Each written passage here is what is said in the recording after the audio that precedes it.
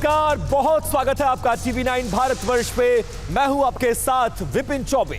5 बज चुके हैं और आज भारत की बड़ी खबरें और वायरल तस्वीरें सच की कसौटी पर परखी जाएंगी। वायरल से लेकर वेरीफाइड तक हर खबर का हिसाब करने जा रहे हैं हम न्यूज काउंटर पर। और न्यूज काउंटर में सबसे पहले बात मध्य प्रदेश से आई एक ऐसी तस्वीर की जो विकास के नाम पर घर उजाड़ने वाली सरकारी नीति की पोल खोलती है। अब आप समझिए, ये जो हो रहा है, ये तस्वीरें आपको हिला कर रख देंगे। कहते हैं कि एक तस्वीर हजारों कहानियां कह देती हैं। मध्य प्रदेश के छतरपुर से कुछ ऐसी ही तस्वीर आई है जो कि आपको सोचने पर मजबूर कर देगी कि इस दशक में और इस दौर में भी ऐसे आंदोलन हो रहे हैं और सरकार को जगाने के लिए जनता को क्या कुछ नहीं करना पड़ता। जहां लोग जीते जी चिता पर लेटने के लिए मजबूर हैं। आखिर क्यों, वो आपको बताएंगे, लेकिन सबसे पहले उस पीड़ा को महसूस कीजिए जो जिंदा इंसान को मृत्यु की शैया पर पहुंचा सकता है। पिछले 14 दिनों से केन बेतवा समेत कई परियोजनाओं के विस्थापितों का चिता आंदोलन छतरपुर में चल रहा है। 11 दिन से एक सामाजिक कार्यकर्ता आमरण अनशन पर बैठे हैं तो कुछ आंदोलनकारी प्रतीकात्मक रूप से सूली सत्याग्रह और फांसी के प्रदर्शन के माध्यम से अपना विरोध जता रहे हैं। अब इस तस्वीर को मैं जरा एक्सप्लेन जरूर करना चाहूंगा और इन तस्वीरों को बहुत ध्यान से देखिए। ये जो आंदोलन है ये 14 दिनों से चल रहा है। महिलाएं पानी में बैठी हुई हैं, कुछ लोग चिता लेटा बनाकर उस पर लेटे हुए हैं कि सरकार आइए इस चिता में आग लगा दीजिए, और कुछ लोग इस तरह के पोस्टर्स लेकर ये कह रहे हैं कि हमारी सुध लीजिए, क्योंकि बहुत बड़ा प्रोजेक्ट है केन बेतवा प्रोजेक्ट। सरकार इस प्रोजेक्ट को लाना चाहती है, लेकिन यह कहा गया है कि मुआवजे में धोखे का आरोप है और इनको विस्थापित करके वो मुआवजा, वो जगह, वो घर नहीं मिला जिसके ये हकदार थे। अब देखिए ये तस्वीरें देखिए, और सरकार और सिस्टम के खिलाफ विरोध जताने के लिए लोग पिछले 14 दिनों से इसी तरह से धूप बारिश में न्याय की लड़ाई लड़ रहे हैं। अब ये 4 तस्वीरें हम आपको दिखाते हैं। आखिर ये पूरा मामला क्या है वो समझाएंगे, लेकिन ये 4 तस्वीरें देखिए। पानी में देखिए चिता पर प्रदर्शन चल रहा है।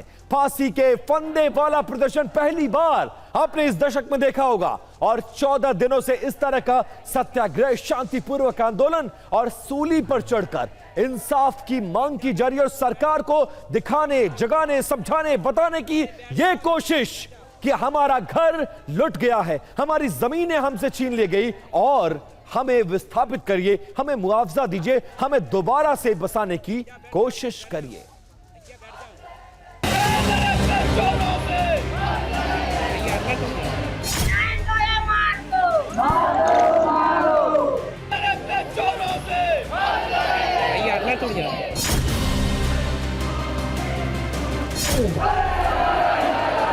क्योंकि इनके साथ बहुत ही अन्याय हुआ है। जब तक न्याय नहीं मिलेगा, ज्यादातर मुआवजा तो बाहरी लोग खा गए, अपात्र लोग खा गए।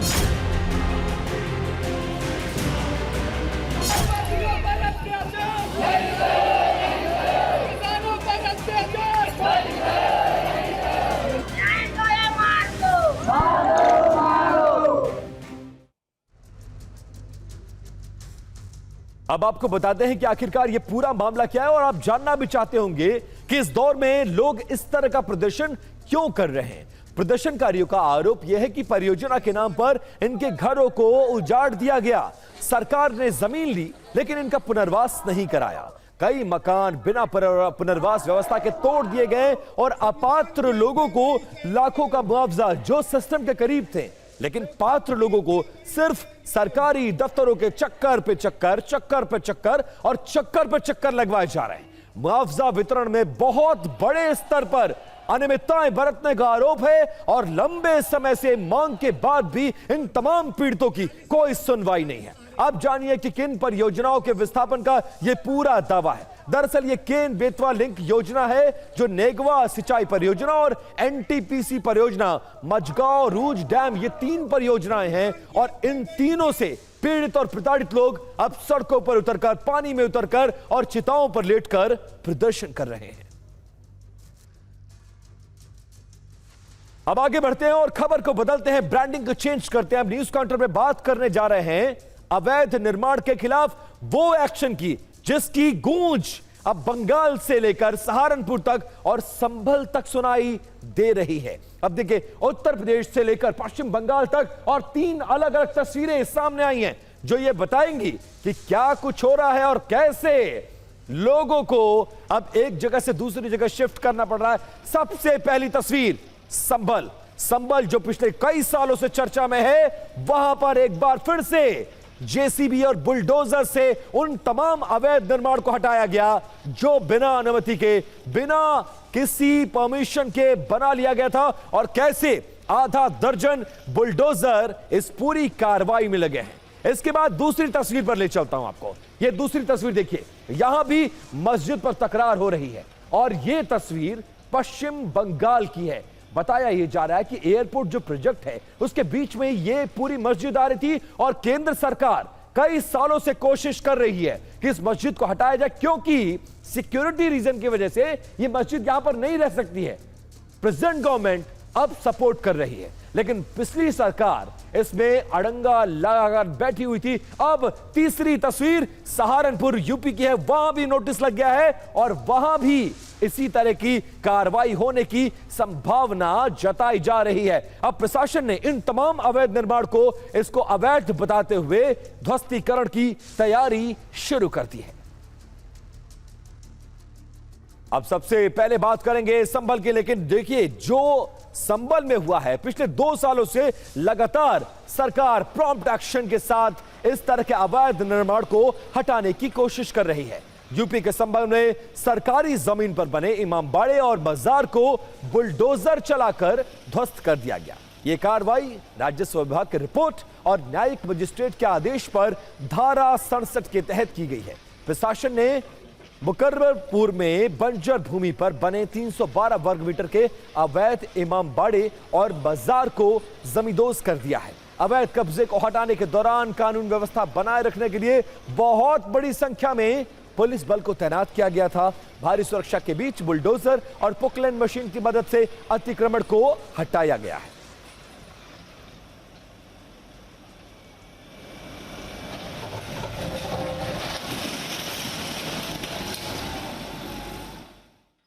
संभल जिले के मुकर्रमपुर गांव में बुलडोजर एक्शन शुरू हो चुका है। आप देख सकते हैं तस्वीरों में कि जो भी यहां पर अवैध निर्माण किया गया था उस पर प्रशासन का एक्शन लगातार जारी है। यहां पर बताया जा रहा है कि करीब 4 बीघा सरकारी जमीन थी जिस पर अवैध रूप से मजार और साथ ही इमाम बाड़ा जो है वो बनाया गया था, जिसके बाद प्रशासन की टीम आज यहाँ पे पहुंची है। करीब 3 बुलडोजर यहाँ पे आ चुके हैं जिनके द्वारा यहाँ पर कार्रवाई की जा रही है। अब संभल में अवैध निर्माण पर एक्शन की टाइमलाइन जरा समझ लीजिए। 2 जून 2026 को लेखपाल ने इस अवैध कब्जे की रिपोर्ट शासन को सौंपी। रिपोर्ट के आधार पर यह पूरा मामला दर्ज किया गया। 6 जून 2026 को आपत्ति दाखिल करने को कहा गया कि किसी को कोई ऑब्जेक्शन है तो सामने आइए, लेकिन किसी ने इमाम बाड़े या मजार पर कोई दावा ही पेश नहीं किया। यह बहुत चौंकाने वाला था, इसलिए मामला अज्ञात लोगों के खिलाफ दर्ज किया गया। 12 जून 2026 तक कोई पक्ष अदालत में पहुंचा ही नहीं। कोर्ट ने मजार और इमामबाड़ा को हटाने का आदेश जारी किया। कोर्ट के आदेश के खिलाफ अब तक कोई अपील नहीं हुई। कोर्ट के आदेश पर अवैध निर्माण के खिलाफ यह पूरा एक्शन सरकार लेती नजर आई है। तहसीलदार कोर्ट में इस पूरे मामले की सुनवाई हुई है, उसमें पर्याप्त साक्ष्य रखने के मौके दिए गए, किंतु कोई भी कब्जेदार इसके वो वैध ठहराने के लिए उपस्थित नहीं हुआ। सुनवाई का मौका पर्याप्त खत्म करके न्यायालय से ध्वस्तीकरण का आदेश हुआ और आज उसी आदेश का अनुपालन यहाँ पे सुनिश्चित कराया जा रहा है। 3 थानों की फोर्स है, बाकी ड्रोन और आउटर कॉर्डन है, उसको प्रॉपर बना के सिक्योरिटी है, उसकी मौजूदगी में की जा रही है। और ये एक लैंड बैंक बनाने का हमारा कंसेप्ट है। जनपद संभल में करीबन कई 100 हेक्टेयर जमीन है, वो अभी तक मुक्त करवाई जा चुकी है। अब कोलकाता में भी बड़े एक्शन की तैयारी चल रही है। कोलकाता एयरपोर्ट मस्जिद को लेकर विवाद जारी है। कोलकाता एयरपोर्ट के रनवे के करीब एक मस्जिद है, बहुत पुरानी है, जिसे कहीं और शिफ्ट करने को लेकर सियासी विवाद अब तेज हो गया है। ममता बनर्जी की सरकार में मंत्री रहे सिद्दकुल्ला चौधरी ने आज बांकरा मस्जिद में जुमे की नमाज पढ़ने का ऐलान किया था, लेकिन प्रशासन ने उन्हें नमाज पढ़ने की इजाजत नहीं दी।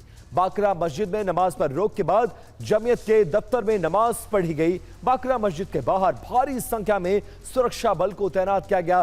पुलिस के साथ केंद्रीय बलों की भी मौके पर तैनाती की गई है। अब हमारे संवाददाता रविशंकर दत्ता की एक ग्राउंड रिपोर्ट जो कि उसी मस्जिद के सामने से भेजी है, वो जरा देखिए। इस वक्त मैं हूं बाकरा मस्जिद के अंदर और शुक्रवार की नमाज चल रही है। वितर्क तब शुरू हुआ जब कोलकाता एयरपोर्ट के अंदर जो 136 साल पुराना मस्जिद है, कोलकाता एयरपोर्ट जो है अथॉरिटी, उन्होंने उसको हटाने की बात की। ये मसला कई सालों से चल रहा है। जब सिद्दीकुल्ला चौधरी पश्चिम बंगाल सरकार के मंत्री थे, तब एयरपोर्ट अथॉरिटी ने उनको कहा था कि ये मस्जिद हटाया जाए क्योंकि ये सिक्योरिटी का एक मैटर हो सकता है। लेकिन वहाँ पे ये केस फिर सब जुडिस हो गई, फिर वो कोर्ट तक गए और उसके बाद जैसे ही बीजेपी का सरकार यहाँ पे आया तो एयरपोर्ट के अंदर वो जो मस्जिद है वहाँ पे नमाज पढ़ना बंद हो गया। अब संभल के बाद आप ये जानना जरूर चाहेंगे कि आखिरकार बाकरा मस्जिद वाला वो पूरा विवाद क्या है। वो ग्राफिक्स कुछ हमारे प्रोड्यूसर साजिद ने बनाई है, जरा उस ग्राफिक्स के जरिए ये पूरा मामला मैं आपको समझाने की कोशिश करता हूं। बाकरा मस्जिद के पूरे विवाद को समझिए। दरअसल ये जो मस्जिद है जिस पर विवाद है, ये कोलकाता एयरपोर्ट के अंदर ये मस्जिद है और ये मस्जिद कोई 10-20 साल पुरानी नहीं बल्कि 136 साल पुरानी मस्जिद पर अब विवाद खड़ा हो गया है। एयरपोर्ट प्रशासन मस्जिद को शिफ्ट करना चाहता है क्योंकि सिक्योरिटी रीजन इसके पीछे बताया गया है। मस्जिद में फिलहाल नमाज पर सरकार ने रोक लगा दी है और मस्जिद को दूसरी जगह शिफ्ट करने की तैयारी की जा रही है। जमीयत उलेमाए हिंद इसका विरोध कर रही है और सपोर्ट ममता सरकार कर रही है। अब बाकरा मस्जिद में नमाज पर रोक को लेकर मुस्लिम समाज के लोगों का क्या कुछ कहना है, यह भी आपको सुनना जरूरी है। आप लोग नमाज पढ़ने जाते थे? हाँ, जाता है। अभी क्या दिक्कत, अब क्या आ रहा है? आज जो सिद्दीकुल्ला ने कहा, वो तो नहीं है, नहीं देता है, क्या करें? सिद्दीकुल्ला चौधरी ने कहा कि इसको सिक्योरिटी रीजन से हटा रहे हैं। वही नहीं है, सिक्योरिटी का बात नहीं। सिक्योरिटी है उधर में टर्मिनल का, उधर में सोना लेके जाता है, अरेस्ट होता है, डुप्लीकेट काम करता है, कोई नहीं। मंदिर भी होता तो हम हटाते इसको। वो तो चेकिंग होता है इधर में।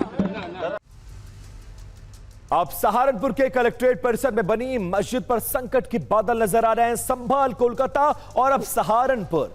मस्जिद को नगर मजिस्ट्रेट कोर्ट ने हटाने का आदेश दिया है। कोर्ट ने मस्जिद को सरकारी भूमि पर बना अवैध निर्माण मानते हुए बेदखली के आदेश दिए हैं। साथ ही 6 करोड़ 41 लाख का जुर्माना लगाते हुए वसूली के निर्देश भी जारी किए हैं। मामले की सुनवाई उत्तर प्रदेश सार्वजनिक परिसर अधिनियम के तहत हुआ है। अदालत ने दोनों पक्षों की दलीलें और कागजातों की जांच के बाद यह आदेश पारित किया है। मस्जिद को 30 दिनों के भीतर हटाने का आदेश चस्पा कर दिया गया है। सुनवाई के दौरान मुस्लिम पक्ष ने दावा यह किया कि मस्जिद 100 साल पुरानी है, लेकिन कोर्ट के सामने इस दावे के समर्थन में कोई ठोस साक्ष्य और कागज प्रस्तुत नहीं किया जा सका। अब न्यूज काउंटर में खबर को बदलने का वक्त है और बात अयोध्या की करने जा रहे हैं। अयोध्या में जो कुछ भी हुआ है वो पूरा देश देख रहा है। तमाम राम भक्तों के सीने पर सांप लौट रहे हैं, लेकिन अयोध्या में क्या चल रहा है? प्रायश्चित वाला पूजन चल रहा है। मंदिर के अंदर 70 ब्राह्मणों को बैठाकर हवन किया जा रहा है कि जो कुछ हुआ प्रभु हमें माफ करिए। राम मंदिर में चोरी तो हुई, लेकिन शुरू हो गया अब शुद्धिकरण वाला अनुष्ठान।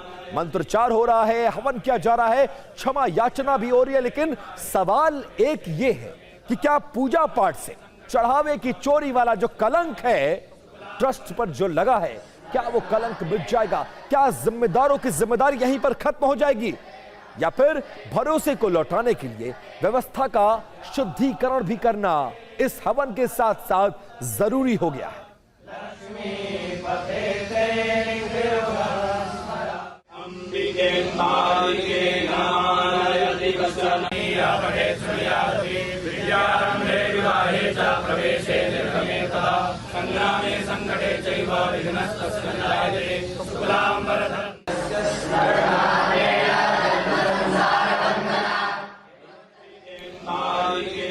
ये मंत्रोच्चार, हवन और यज्ञ पूजन रामद्रोह के कलंक से ट्रस्ट और मंदिर की शुद्धि के लिए करवाया जा रहा है। लेकिन सवाल यह है कि क्या दोष केवल आध्यात्मिक था या फिर प्रशासनिक? और अगर प्रशासनिक है तो फिर ट्रस्टों के कोषाध्यक्ष गोविंद देवगिरी इस्तीफा क्यों नहीं दे रहे हैं? गोविंद देवगिरी ने मंदिर की पवित्रता और मर्यादा की पुनर्स्थापना के लिए 10 दिन का यह अनुष्ठान मंदिर परिसर के अंदर शुरू कराया है।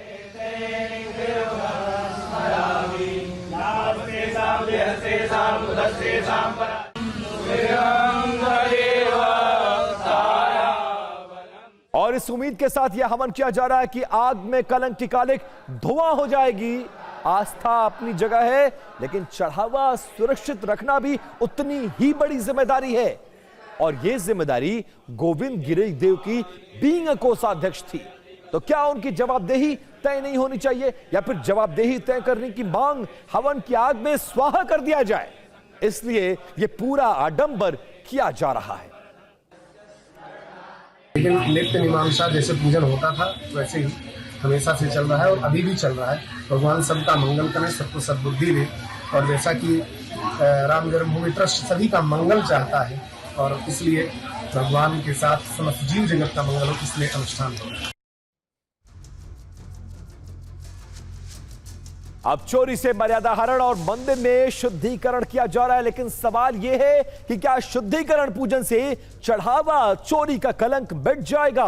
प्रायश्चित से पहले व्यवस्था में चूक की जवाबदेही क्या तय नहीं होनी चाहिए? श्रद्धालुओं का भरोसा वापस अब कैसे आएगा? पूजन से या फिर पारदर्शिता से? आध्यात्मिक शुद्धिकरण हो रहा है, प्रशासनिक भूल का प्रायश्चित कब होगा? ये वो तमाम राम भक्त पूछ रहे हैं जिन्होंने अपनी मेहनत की गाड़ी कमाई से अपने आस्था को ध्यान में रखते हुए वहां पर जाकर चढ़ावा चढ़ाया था। यह सवाल इसलिए है क्योंकि मंदिर की पवित्रता को बनाए रखने के लिए अनुष्ठान जरूरी हो सकता है, लेकिन श्रद्धालुओं के भरोसे की रक्षा सिर्फ पूजा से नहीं, बल्कि मजबूत व्यवस्था और एक उपयुक्त पारदर्शिता से हो सकेगी, जिसको लेकर अब उस दिशा में भी सरकार को काम करने की जरूरत है। अब मंदिर के बाद अब बारी है व्यवस्था में शुद्धिकरण की, जो एसआईटी की रिपोर्ट आने के बाद संभव हो सकती है। खबर यह है कि चढ़ावा चोरी मामले में जो अंतिम रिपोर्ट आने वाली थी वो थोड़ी देर के लिए टल सकती है। एसआईटी ने राज्य सरकार से इस रिपोर्ट को प्रिपेयर करने के लिए रिकमेंडेशंस के लिए और भी ज्यादा वक्त मांगा है। पहले आज रिपोर्ट को सौंपे जाने की चर्चा थी। उधर एसआईटी की जिस अंतरिम रिपोर्ट के आधार पर अब तक की कार्रवाई हुई है, वो सोमवार को सुप्रीम कोर्ट को बंद लिफाफे में सौंपी जा सकती है। अगर अंतरिम रिपोर्ट के आधार पर सुप्रीम कोर्ट ने कुछ निर्देश दिए तो फिर आगे की कार्रवाई उसी आधार पर संभव है। अब एक तरफ एसआईटी की रिपोर्ट आनी बाकी है, तो दूसरी तरफ चढ़ावा चोरी से आहत हुए भरोसे जीतने की कवायद भी अयोध्या में की जा रही है। अब राम मंदिर पर संघ मंथन कर रहा है। 23 जुलाई को अयोध्या में इस बाबत एक बैठक प्रस्तावित है। महंत नृत्य गोपाल दास के आश्रम में इस बैठक को किया जाएगा। कई अखाड़ों के लगभग 300 से ज्यादा साधु संत इस बैठक में शामिल हो सकते हैं। आरएसएस और वीएचपी के शीर्ष पदाधिकारी भी इस बैठक में मौजूद रहेंगे। मंदिर विवाद के बाद पहली रणनीतिक बैठक इसे माना जा रहा है। अब बैठक का एजेंडा क्या है? क्योंकि चुनाव से पहले डैमेज कंट्रोल करने की कोशिश, भ्रम और अविश्वास राम भक्तों का, उसको दूर करने की कवायद और एसआईटी की रिपोर्ट पर विस्तार से बात किया जाएगा। अब तक के एक्शन पर इस पूरी बैठक में चर्चा संभव है। अब ट्रस्ट की बैठक को लेकर कुछ बयान सामने आए हैं, जरा वो सुनिए आप। उधर चढ़ावा चोरी मामले को लेकर समाजवादी पार्टी हमलावर है। समाजवादी पार्टी की युवजन सभा ने लखनऊ के हजरतगंज चौराहे पर प्रदर्शन किया और प्रदर्शन के दौरान कार्यकर्ताओं ने सरकार और ट्रस्ट के खिलाफ जमकर नारेबाजी की। चढ़ावा चोरी, गद्दी छोड़ो जैसे नारे लगाए गए और मामले में निष्पक्ष कार्रवाई की मांग भी की गई है। कार्यकर्ताओं के बीच धक्का मुक्की और झड़प भी हुई है। हालांकि हालात को नियंत्रित करने के लिए पुलिस ने कई प्रदर्शनकारी को हिरासत में भी लिया और समाजवादी पार्टी ने मामले में निष्पक्ष जांच की मांग करते हुए ट्रस्ट से जुड़े वरिष्ठ पदाधिकारियों के खिलाफ कार्रवाई की मांग की है।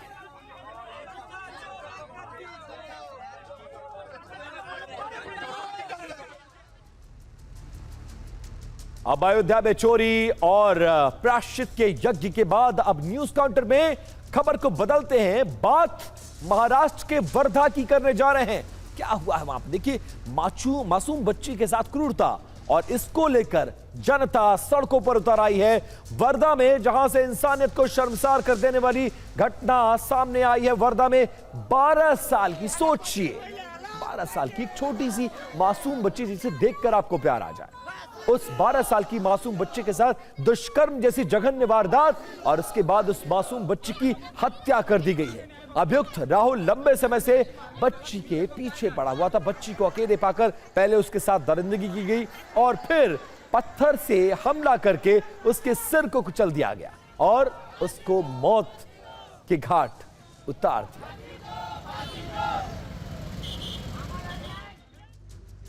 अब वर्धा का ये जो पूरा मामला है, इसको लेकर 3 तस्वीरें आई है जो कि बिग बॉल पर दिखाना बहुत ज्यादा जरूरी है। पूरे वर्धा में बवाल मचा हुआ है, लोग सड़कों पर है उस मासूम बच्ची के लिए जो अब इस दुनिया में तो नहीं है, लेकिन उसके लिए इंसाफ की मांग की जा रही है। अब ये 3 तस्वीरें देखिए। पहली तस्वीर उस वक्त की है जब पुलिस की एक टीम घटनास्थल पर जांच के लिए पहुंची थी और दूसरी तस्वीर प्रदर्शन और नारेबाजी की है। बच्ची से हैवानियत की बात, घटना को लेकर लोगों का गुस्सा भड़का हुआ है। गुस्सा है, लोग सड़कों पर उतर आए और रास्ता जाम कर दिया है। इंसाफ की मांग कर रहे लोग धरने पर बैठ गए और नारेबाजी करने लगे। और तीसरी तस्वीर भी आप देख सकते हैं किस तरह से लोग जो सरकारी दफ्तर और कार्यालय हैं वहां पर धरना प्रदर्शन कर रहे हैं, हल्ला बोल कर रहे हैं कि कम से कम आरोपी की गिरफ्तारी हो और उसको ऐसी सजा दी जाए जो कम से कम इस इलाके में नजीर बने।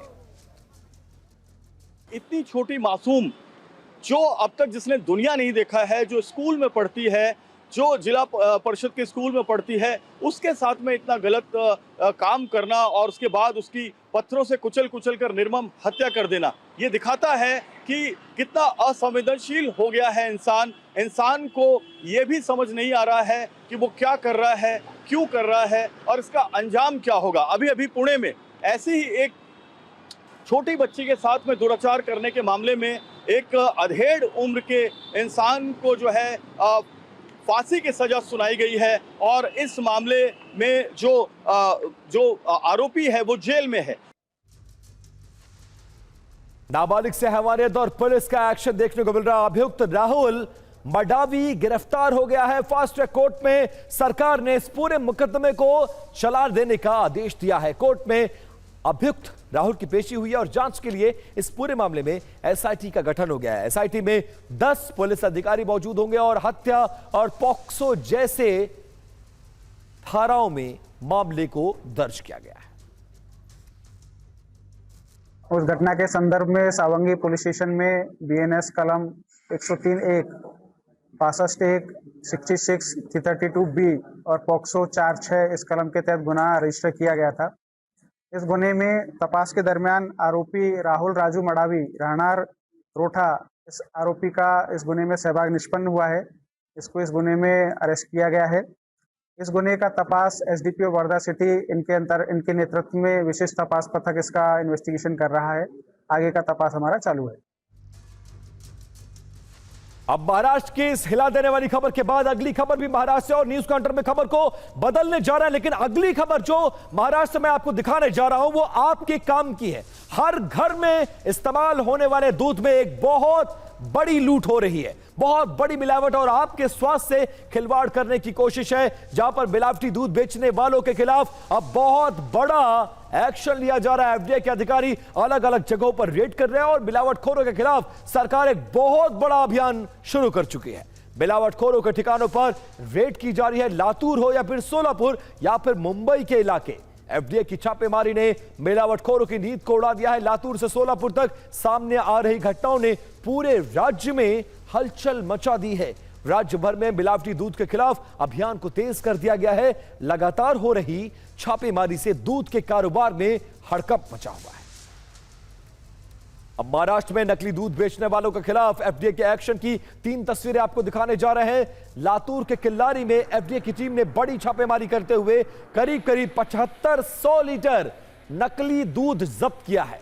इसके साथ ही बड़ी मात्रा में मिल्क और प्रोहिबिटेड पाउडर बरामद किया है। सोलापुर के सांगोला में भी एफडीए ने बड़ी कार्रवाई करते हुए करीब 37,532 लीटर मिलावटी दूध को नष्ट किया है, जिसकी कीमत करीब 15 लाख रुपए बताई जा रही है। जांच में यह भी सामने आया है कि केंद्र के जरिए एक बड़े उद्योग समूह को दूध सप्लाई किया जा रहा था। एफडीए की शिकायत के बाद पुलिस ने मामले में जांच शुरू की। सतारा के बान तालुका के मोही गांव से एक चौंकाने वाला वीडियो भी सामने आया है, जिसमें एक किसान सैकड़ों लीटर दूध सड़क पर बहाता नजर आया। सोशल मीडिया पर दावा किया गया है कि एफडीए की कार्रवाई से डर की वजह से यह किसान मिलावटी दूध को समय रहते नष्ट करके मौके से फरार हो गया।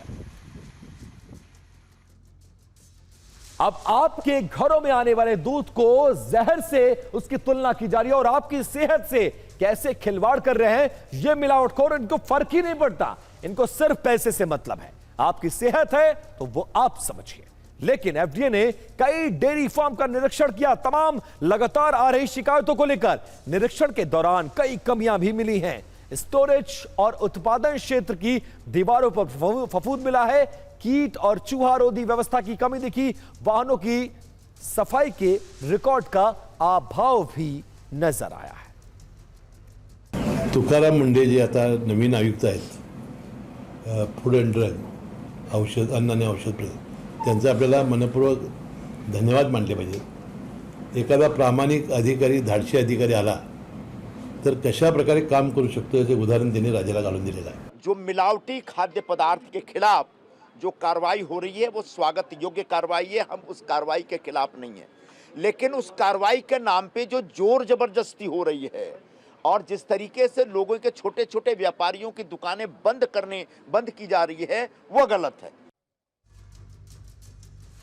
अब एफडीए के हेडक्वार्टर पर मुंबई के दूध वालों का एक डेलीगेशन पहुंचा और मिलावटी दूध के खिलाफ जारी एफडीए की रेड के खिलाफ जमा हुए ये दूध वालों ने आरोप लगाया कि उनके खिलाफ कार्रवाई गलत तरीके से की जा रही है।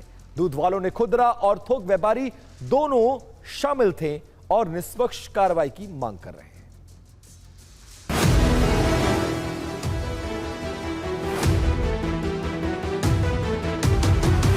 गाइडलाइन एकदम से जारी कर दी और हमारे लोग सालों से जो ये बिजनेस छुट्टा दूध का करते आ रहे हैं तो उनको ये तकलीफ पड़ रही है कि एकदम छोटे दुकानदार ये सब पैकेजिंग का जो है वो एकदम नहीं जुटा पाएंगे और उनके लिए कुछ समय चाहिए। और बाकी हमारे सब लोग जो है गाइडलाइन तैयार के साथ में चलने को तैयार है।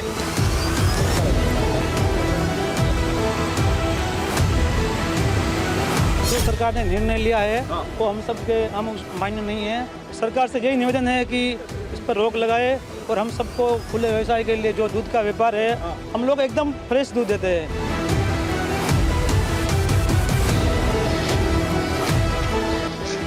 मेरे पास 600 की सप्लाई है, 600 लीटर की सप्लाई है।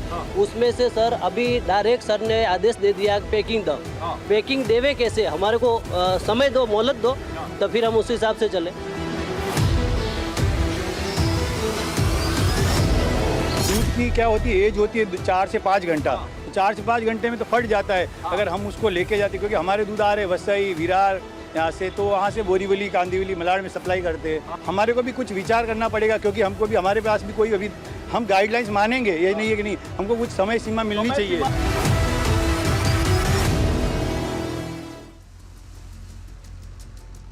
अब अगली खबर भी मुंबई से है और मुंबई की लोकल ट्रेनें बहुत फेमस हैं। लेकिन क्या हो जब इन ट्रेनों में आपको डर लगने लगे, क्योंकि मुंबई की लोकल ट्रेन में अब रोजाना एक ऐसी तस्वीर, एक ऐसी खबर आ रही है जो आपको डराएगी और परेशान करेगी। रोजाना खून खराबा हो रहा है।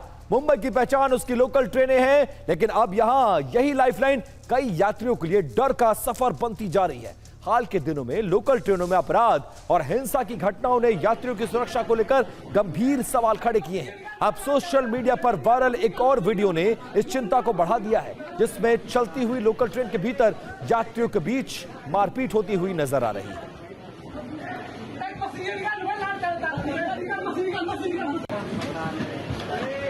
अब ये पूरा मामला आपको समझाने की कोशिश करते हैं। Churchgate Virar local train का ये पूरा वीडियो बताया जा रहा है और ये वीडियो सोशल मीडिया पर बहुत तेजी के साथ वायरल हो रहा है। वीडियो में पहले कहासुनी होती है और इसके बाद देखते ही देखते मामला लात घूंसों तक पहुंच जाता है। हालांकि इस घटना को लेकर रेलवे या फिर रेलवे पुलिस की ओर से अब तक कोई आधिकारिक पुष्टि नहीं की गई।